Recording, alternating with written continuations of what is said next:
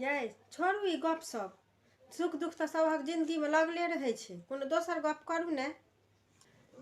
तने कोन गप करू? तहन तऽ कुंभे के एकटा नवका गप रहलै जे अपना सबके एहि जन्म में पूरा हैत नहीं। बुझलिए? आब तऽ पाँचमो स्नान बीत गेलै, आब एकटा स्नान रहलै। ठीके ये, कोनो उपाय सोचू ने ये, जैसे शिवरात्रि वाला स्नान अपना सब कऽ सकी। कोन उपाय सोचब? देखे नहीं छियै कते मारा मारी चलै छै। कतौ बस गाड़ी में सीट नहीं भेटै छै, खाली दुनिया भर के लोग चल पड़ै छै।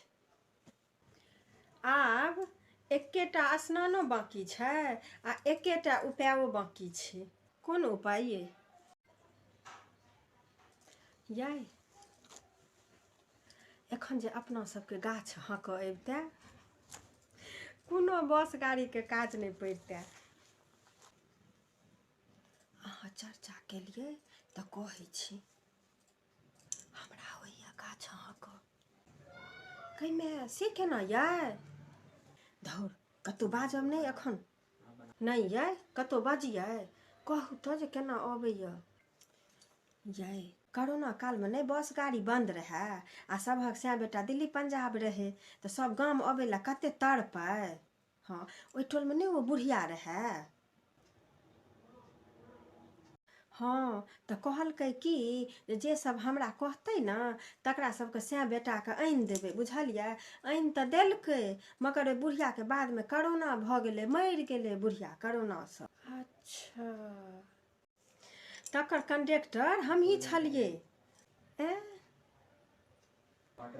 पाछू में बैसल रहिए तऽ देखै छलिए जे ओ केना केना चलबै छै। बुझलिए? तही से सिखलिए। तहन की प्लान बनाओ। बुझलिए? आ चलू सब गोटे।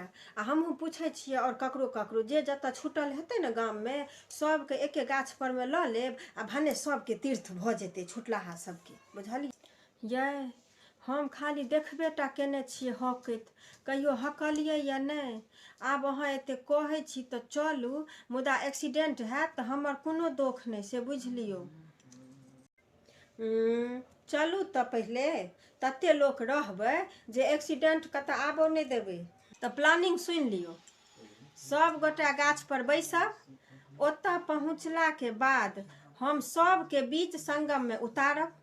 ताहिके बाद सब गोटा की करब तऽ धराधर पानि में कूदि जायब नहाय ला।